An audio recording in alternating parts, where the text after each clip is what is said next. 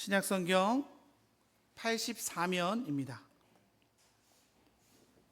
마가복음 16장 1절에서 6절의 말씀입니다. 우리 하나님 말씀을 제가 한 절, 여러분들이 한 절 교독하시겠습니다. 안식일이 지남에 막달라 마리아와 또 야고보의 어머니 마리아와 또 살로메가 가서 예수께 바르기 위하여 향품을 사다 두었다가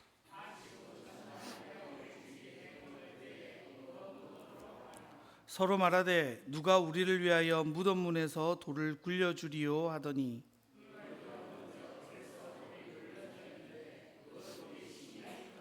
무덤에 들어가서 흰옷 입은 한 청년이 우편에 앉은 것을 보고 놀라매 청년이 이르되 놀라지 말라 너희가 십자가에 못 박히신 나사렛 예수를 찾는구나.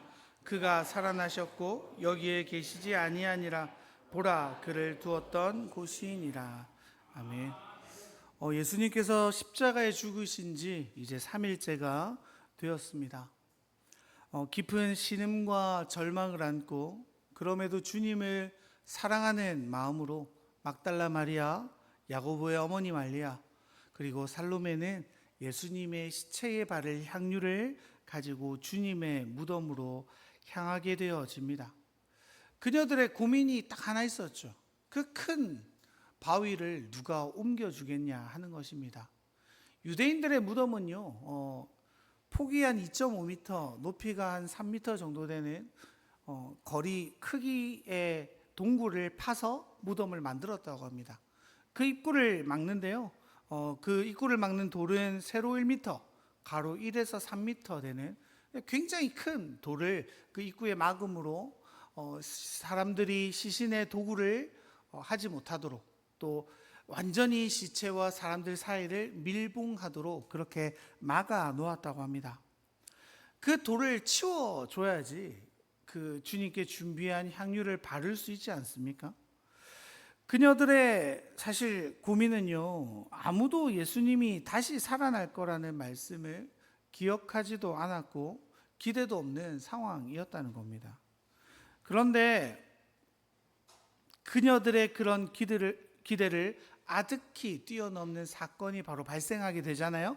그게 바로 6절이죠. 같이 한번 읽어볼까요? 청년이 이르되 놀라지 말라 너희가 십자가에 못 박히신 나사렛 예수를 찾는구나. 그가 살아나셨고 여기 계시지 아니하니 보라 그를 두었던 곳이니라. 완전한 뜻밖의 소식이죠. 예수님께서 부활하셨다라는 사실을 전해지게 되어지는 겁니다. 사랑하는 명화의 성도 여러분, 기독교에서요, 역사적으로 신학적으로 가장 중요한 사건을 뽑으라고 하면 무슨 사건이겠습니까? 역시 눈치가 있으셔서 맞아요. 바로 부활입니다. 그래서 사도 바울은요, 고린도전서 15장 14절에 그리스도께서 만일 다시 살아나지 못하셨으면 우리가 전파하는 것도 헛것이요 또 너희 믿음도 헛것이며 라고 말했습니다. 그러니까 무슨 이야기예요? 예수님이 부활이 없었다면 우리의 믿음도 아무 소용이 없어요. 기독교가 존재할 수도 없었다라는 이야기입니다. 그래서 이 예수님의 부활 사건은요, 우리 믿는 자들에게는 무엇보다 중요한 사건이고 가치이고 신학인 거죠. 그리고 놀라운 사실은 이 부활하신 주님처럼 우리도 주님이 다시 오시는 날 모두가 부활해서 영원히 살아갈 거라는 사실입니다. 그 사실을 온전히 믿으시는 우리가 되기를 소망합니다. 여러분, 고린도전서 15장 20절은 이렇게 기록하는데요, 그러나 이제 그리스도께서 죽은 자 가운데서 다시 살아나사 잠자는 자들의 첫 열매가 되셨도다. 모든 잠자는 자들의 첫 열매 예수 그리스도께서 부활하심으로 말미암아 우리의 삶 역시 부활을 향해 걸어갈 수 있게 되어지는 겁니다. 그런데 이렇게 중요한 부활인데요, 우리가 이 예수님의 부활 사건이라든지 이 부활의 가치 또는 중요성을 사실 잘 알지 못하는 경우들이 있습니다. 그래서 오늘은요, 이 부활에 대한 개념을 좀 이해하는 시간을 가졌으면 좋겠는데요. 여러분, 부활이 뭡니까? 부활이 뭐죠? 다시 살아나는 거예요. 앞에 전제가 붙죠. 어떻게 해야 다시 살아납니까? 죽었다가 다시 살아나는 거죠. 제가 이전에 말씀드린 적이 있는데 저희 아이가 아빠 부활이 뭐야? 라고 질문했습니다. 죽은 사람이 살아나는 거야. 그러자 저희 아들의 대답이 좀비 이렇게 말했었습니다. 여러분, 우리가 이 죽었다가 살아나는 것에 대해서 좀 더 고민해 봐야 되는데요. 우리가 부활하면 예수님 빼고 생각나는 신약의 인물 누가 있으십니까, 여러분? 또 자신이 없어지시는데 누굽니까, 여러분? 마리아와 마르다의 오빠 나사로가 있지 않습니까? 여러분, 그는 죽었다가 살아났고 식사도 하고 예수님과 교제하고 또 일상을 살아갑니다. 그럼 여러분, 이 나사로의 부활과 예수님의 부활은 같을까요? 틀릴까요? 어떻게 해요? 그럼 뭐 다른 것 같죠? 여러분, 이게 좀 엄밀히 말하면요, 예수님의 부활 그리고 우리가 겪게 될 부활과는 좀 다릅니다. 왜냐하면 나사로의 부활은 엄밀히 따지면요 소생에 가까운 거예요. 그럼 부활이 뭐냐? 다시 살아났는데요. 그런데 이전의 모습과 행동, 그의 본성, 그리고 다시 죽음을 향해 걸어가는 게 누구의 삶이에요? 나사로의 삶이죠. 그런데 지금 예수님께서 보여주시는 부활은요, 신령한 몸으로 다시 태어나신, 다시 살아나신 사건입니다. 이걸 여러분 좀 어려운 말로 부활체라고 하는데요. 뭐라고요? 네, 이 부활체의 특징이 뭐냐면 여기에 관한 재미있는 본문들이 있습니다. 우리 요한복음 20장 19절 같이 한번 읽어볼까요? 이날 곧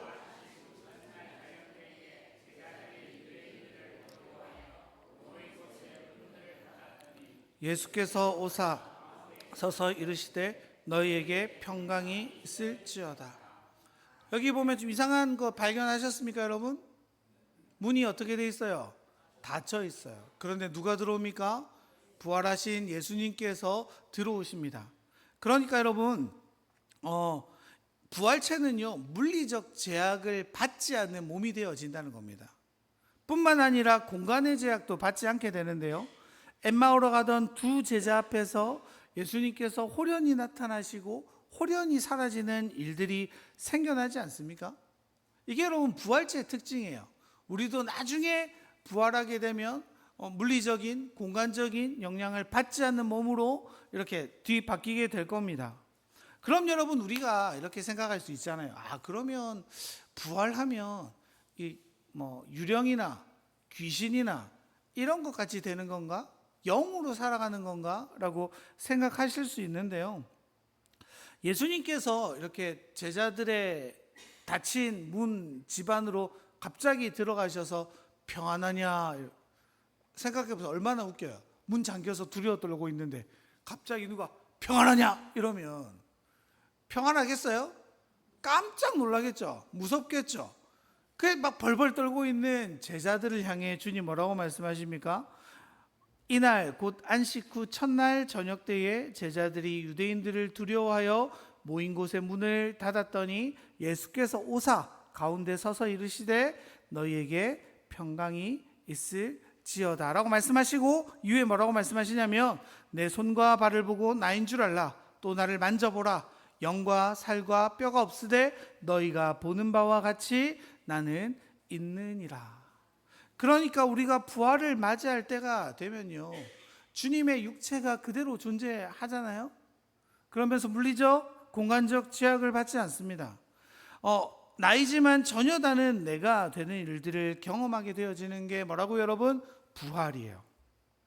무엇보다 가장 큰 변화가 뭘까요?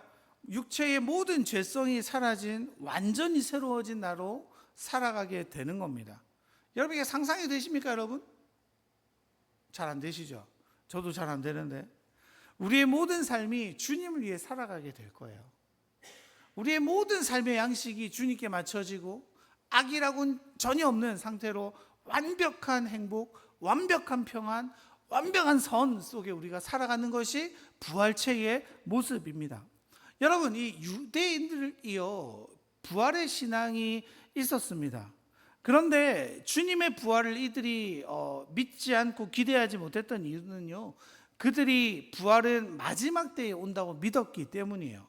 그 마지막 때가 오면 새 시대가 열리고 부활하고 그 억울한 자들이 의인으로 다시 부름받고 악인들은 심판받는다는 것이 유대인들의 신앙이었습니다.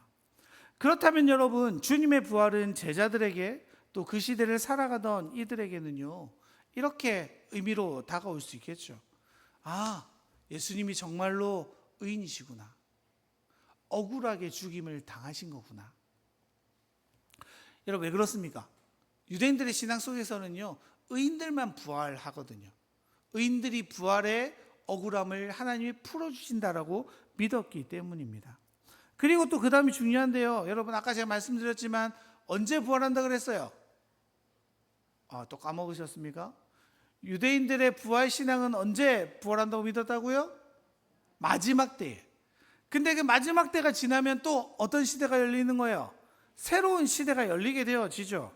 그러니까 주님의 부활 사건은요, 완전히 새로운 시대가 열렸음을 우리에게 선언하고 계시는 겁니다. 주님의 부활로 말미암아 하나님의 놀라운 승리와 평화와 새로운 질서와 새로운 창조 세계가 이제 시작되었다라고 온 세상에 알리는 선언이 되어지는 거죠. 그렇게 부활하신 예수님을 믿음으로요, 우리는 이미 부활을 살아가고 있는 자들이 되어질 수 있는 겁니다. 물론 아직 완전하진 않아요.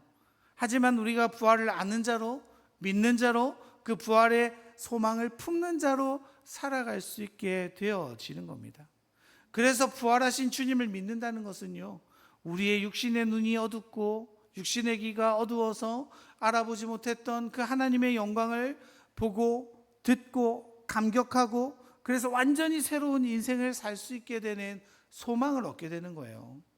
이제까지 어떻습니까? 우리는요, 육신의 정욕과 안목의 정욕과 이생의 자랑을 쫓아 살아가던 인생들 아닙니까? 그런데 주님께서 열어주신 새로운 세계, 그 새로운 나라, 새로운 삶 속에서는요, 나를 창조하시고 사랑하신, 그래서 나를 위해 죽으시고 또 나를 위해 부활하신 그 주님과 동행하는 삶으로 살아가는 자가 되어진다는 거죠. 이전과 다른 가치를 쫓는 자가 됩니다. 이전과 다른 행복을 쫓는 자가 됩니다.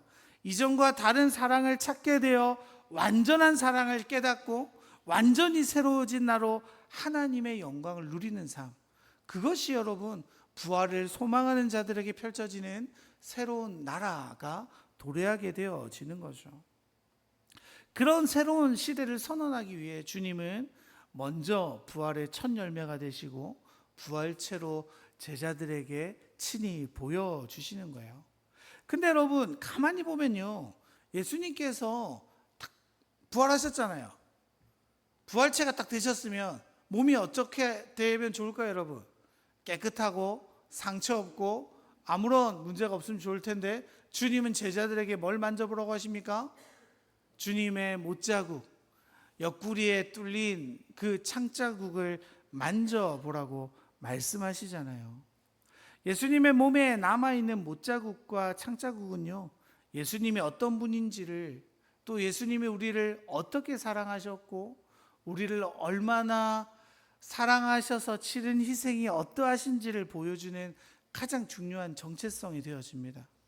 그래서 주님은요, 그 거룩한 흔적을 부활체에도 그대로 남겨두시기를 원하는 겁니다. 사랑하는 명화의 성도 여러분, 혹시 우리의 몸에, 우리의 삶에 이런 거룩한 흔적이 남는다면 얼마나 좋을까 싶습니다. 주님의 복음을 전하기 위해 쓰고 주님의 사랑으로 용서하지 못할 것 같은 일을 용서하고 인내를 가지고 한 사람을 변화시키고 끊임없이 기도하며 애쓰는 삶, 주님의 그 영광을 위해 나를 조금 내려놓고 주님의 뜻을 따르며 쌓여가는 우리 삶의 여러 가지 상처들이 우리 삶에 또 우리 몸의 흔적들로 남게 되어지기를 소망합니다. 여러분, 그 삶의 흔적들이요, 그렇게 쌓여가는 우리 몸의 흔적들이 부활의 때에 우리에게 가장 큰 면류관으로 주님 보여주시는 거예요. 이 또 오해하실 수 있는데, 여러분, 면류관이 쌓이면 난 높아지고 낮아지고 이게 아닙니다. 성경을 자세히 보면요, 주님이 우리에게 주시는 면류관이 뭐예요? 칭찬이에요. 칭찬. 착하고 충성된 종아, 네가 너의 삶에서 나를 참 잘 따랐구나. 너의 삶에서 고통과 아픔의 상처가 겹겹이 쌓였지만 그 흔적을 따라, 나의 삶을 따라 네가 온전히 걸어왔구나. 이 주님의 칭찬이요, 그 면류관인 거예요. 여러분 생각해 보세요. 그 내가 너무 사랑하고 내가 너무 존경하고 내가 너무 그리워했던 그분께서 나를 보며 애썼다, 수고했다 라고 던져지는 그 한마디가 우리에게 얼마나 큰 위로가 되어지겠습니까? 여러분, 그래서 이것이 바로 바울의 바람이기도 했습니다. 우리 말씀 같이 한번 읽어볼까요? 갈라디아서 6장 17절입니다. 이후로는 누구든지 나를 괴롭게 하지 말라. 내가 내 몸에 예수의 흔적을 지니고 있노라. 우리의 삶 속에 예수님의 흔적이 남겨진다면요, 그것이 우리의 정체성이 될 겁니다. 우리 몸에 예수의 흔적이 남게 된다면요, 우리는 주님이 걸어가신 그 길을 온전히 걸어가게 될 겁니다. 여러분, 제가 장례를 집도할 때 자주 쓰는 표현인데요, 그 유족들에게 이런 식으로 자주 말합니다. 돌아가신 아버지, 어머니가 그리울 때면 거울을 봐라. 그리고 내 삶을 돌아보셨으면 좋겠다라고 이야기합니다. 거기에 그 거울 속에 내 얼굴 속에서 나의 아버지, 나의 어머니의 흔적들이 남아있을 거라고. 사람은 가지만 그 사랑은 내 삶에, 내 얼굴에, 내 삶의 걸음걸이에 남아서 그 흔적을 쫓아가는 삶이 될 거라고 종종 말씀드립니다. 사랑하는 명화의 성도 여러분, 우리의 삶이 참으로 그랬으면 좋겠습니다. 나를 사랑하셔서 죽으신 주님의 사랑, 나를 사랑하셔서 부활의 첫 열매가 되신 그 주님을 따라갈 때요, 우리는 완전히 새로운 세계를 경험하게 될 겁니다. 그래서 여러분, 주님의 부활을 믿는다는 건요, 새로운 창조 세계로 들어가는 거예요. 완전히 새로운 세계, 완전히 새로워진 나, 주님이 다시 만들어 가시는 새 시대를 살아가게 되어진다는 거죠. 사실 여러분, 우리는 그 세계를 미리 살아가고 있는 자들입니다. 부활은 이미 주님으로부터 이루어졌고, 우리는 그 부활의 소망을 품음으로써 부활을 살아냅니다. 그리고 주님이 오시는 마지막 그날, 우리는 정말로 주님과 같이 완전한 부활을 경험하게 될 겁니다. 그 부활의 소망이요, 날마다 우리를 깨우고 살아가게 만들기를 소망합니다. 그런데 그 길이 때로 어렵죠. 주님의 흔적을 쫓아가는 길은 좁고 협착한 곳입니다. 그런데 내 육신이 원하는 길은 넓고 편안한 길이잖아요. 그래서 주님 뭐라고 말씀하십니까? 그 좁고 협착한 길은 가는 이가 많지 않다.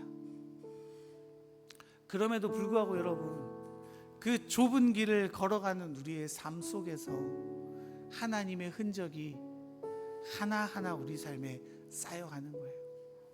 여러분, 우리가 교회 봉사하는 이유가 뭐예요? 주님의 복음을 전하는 이유가 뭐예요? 내 자녀들, 우리 교회 다음 세대를 위해 그렇게 애쓰는 이유가 뭐예요? 우리의 삶이 주님의 삶과 맞닿기를, 또 우리 주변의 모든 자들이 주님을 경험하기를 위함 때문 아닙니까? 그들이 알지 못하는 완전한 새로운 세계를 경험한 우리들입니다. 그리고 주님은 우리에게 그 놀라운 세계를 보여주시기 위해 십자가에 달리시는, 또 부활하시는 결단을 해가시는 거죠. 그 주님이 오늘도 우리와 함께 하십니다. 그리고 우리의 몸에 새겨질 그 주님의 흔적들을 기대하며 주님의 면류관이 우리의 삶에 쌓여가는 우리가 되기를 간절히 소망합니다. 우리 아까 전에 처음 배웠던 찬양이죠. 우리 아버지 사랑은 함께 찬양하며 기도할까요?